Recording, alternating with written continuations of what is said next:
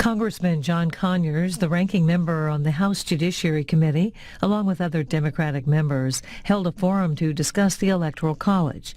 This panel also talks about making changes to the Electoral College in the presidential elections.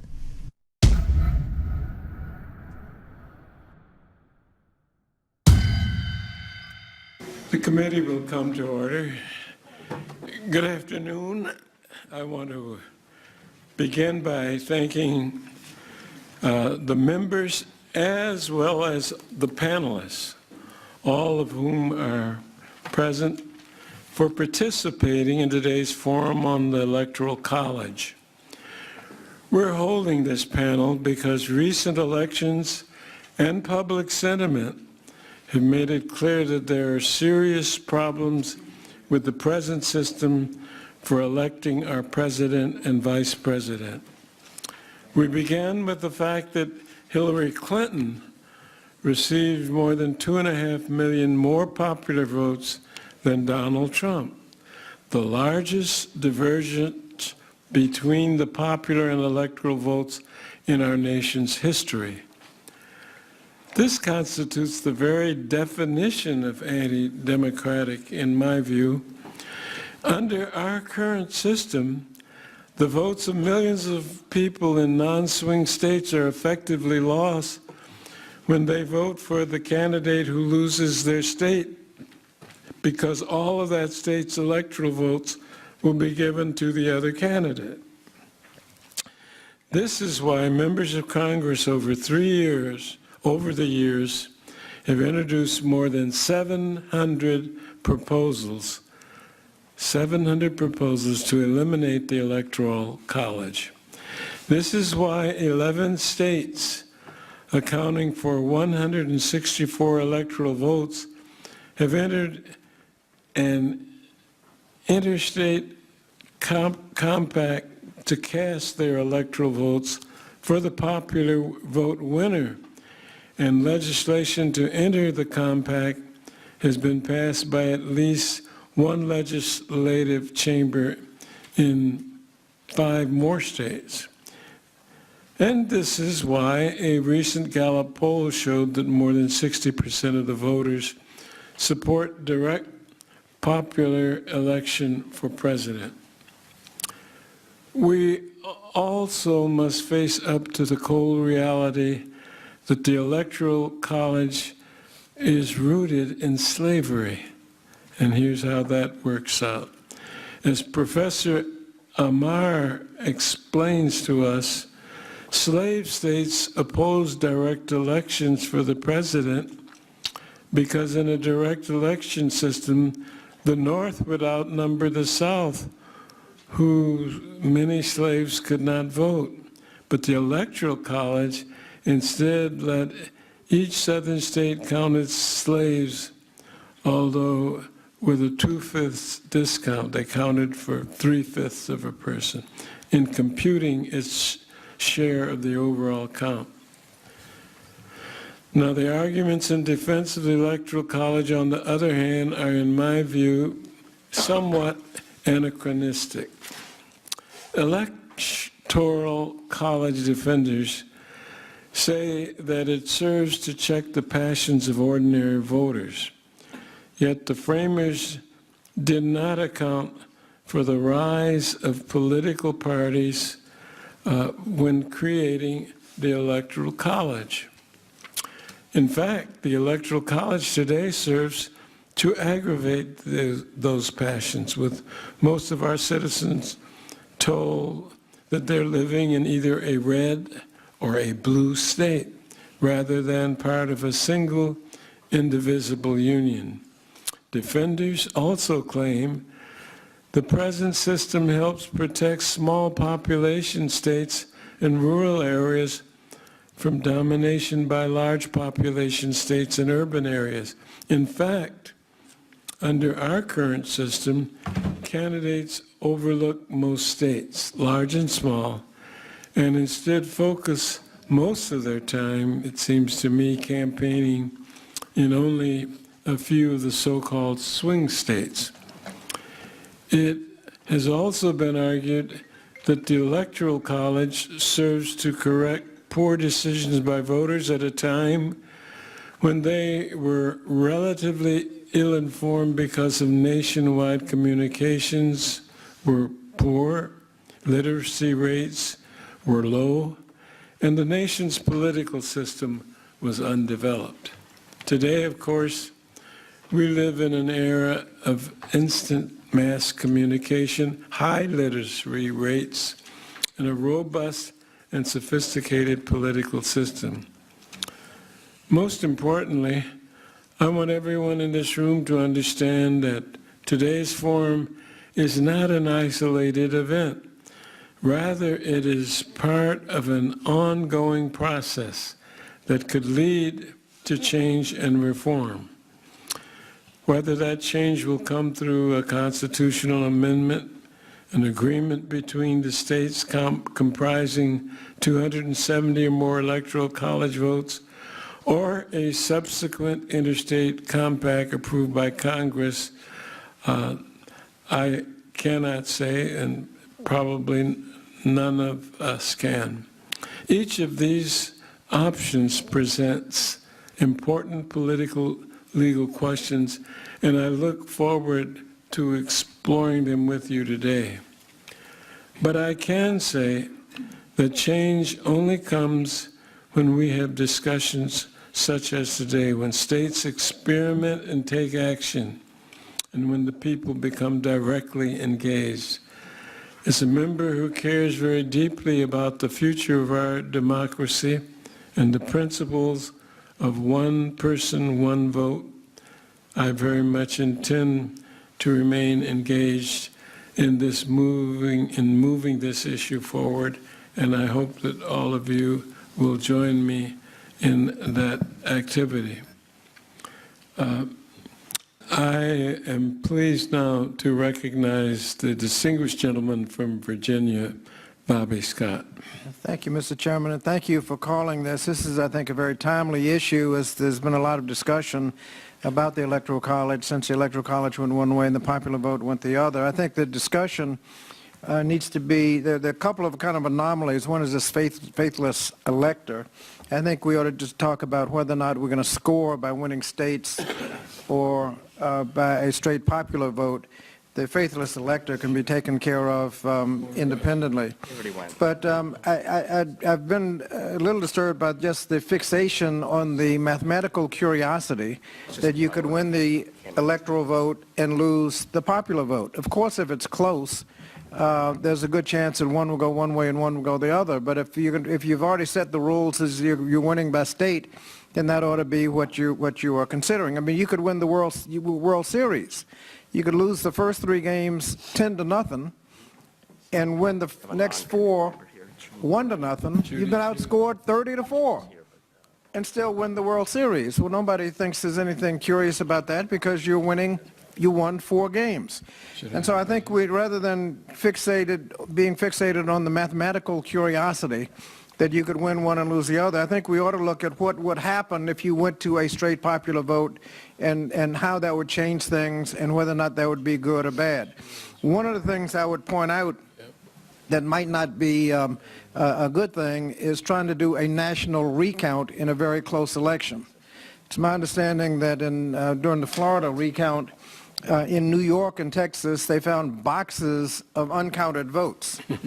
Well, wasn't enough to change the direction, but if that was a national recount, you'd have to count those empty boxes. You can imagine a very partisan Secretary of State certifying the election results where more votes were counted than they had registered people. Now, what are you going to, exactly how are you going to consider that? Election laws are not the same all over the country. But one of the things that's about the Electoral College is it requires you to get support in a state-weighted basis in a majority of the states, weighted by population. A regional candidate doesn't have much of a chance. You can run up the score in one area. It doesn't help you because you've got to get support. You actually have to win states in a majority of the states. What effect would a straight popular vote have on regional candidates, on third-party candidates, on the idea that you could win on a plurality possibly without winning any states, so very few states. I think the congressional election, I would take issue with my friend from Tennessee. You could win Virginia, Pennsylvania, Ohio, Michigan, and Florida, win all those states, and end up with a substantial deficit on congressional districts just because of gerrymandering. I hope we're not electing our president based on gerrymandered congressional districts. I hope we wouldn't go there. But generally, how would campaigns be different? A friend from New York mentioned that Mr. Trump said that he could have won the popular vote because he would have campaigned differently if that's how the score would be. He would have, in states where he has a huge majority, he would have just spent time running up the score and possibly changed the election. Was that a good change or a bad change? So rather than just recite the mathematical curiosity that you could win one and lose the other, I'd hope the panelists will tell us how the campaigns would be different and whether or not the difference is a good thing or another. And I want to thank all of our witnesses for being with us today, especially my freshman roommate from college, Professor Kazar. Thank you. You're welcome, and thank you. We're asking the members of the panel to reduce their introductory comments to 2 or 3 minutes because it keeps getting larger and larger. Next is Zoe Lofgren of California. Thank you, Mr. Chairman, and to this panel. Unfortunately, I'm going to have to leave in a few minutes, but I think this is a very important discussion. Coming from California, I'm mindful that the votes of my constituents count 1/3 as compared to a Wyoming resident. And looking ahead for the stability of our democracy, I don't think that is a sustainable model, that my constituents will be ruled by people whose votes counts 3 times as much as theirs. That is aggravated by disparity in taxation, where California, for example, pays more than it gets in services from the federal government, whereas some of the smaller states whose votes count 3 times as much as my constituents actually are net recipients of federal tax dollars.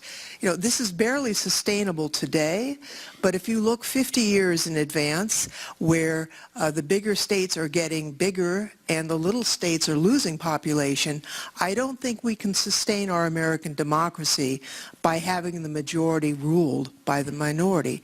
And so the question is how to fix this, since the Constitution is written in such a way that it's almost impossible to amend. There are 2 things that I think I hope the panel will address, and I will get a full report. One is Dr. Koza's interstate compact idea and whether the compact can avoid interference by the House of Representatives in the Senate. And the second is the issue of a constitutional convention. We are 3 states away from calling for a constitutional convention. It's something I've always been opposed to. You cannot limit the subject matter to a single subject, the balanced budget amendment. But I'll say because of, for the second time in 16 years, the people, the American voters elected did not in fact become president.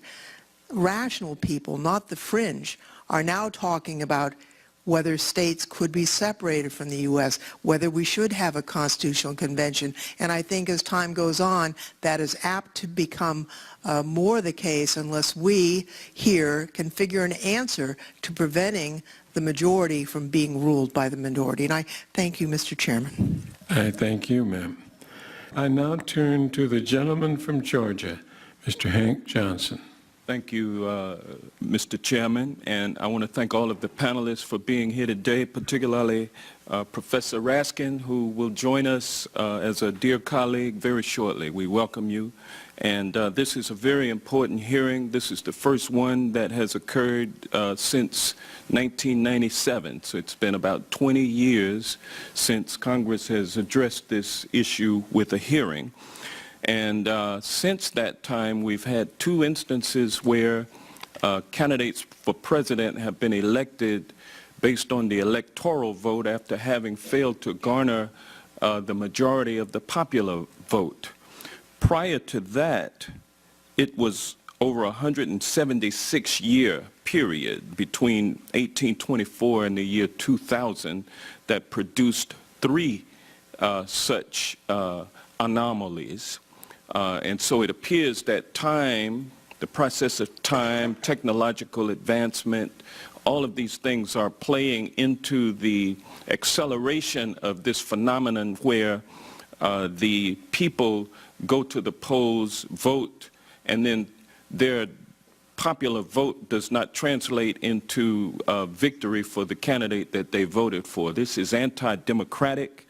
It's hurting our democracy.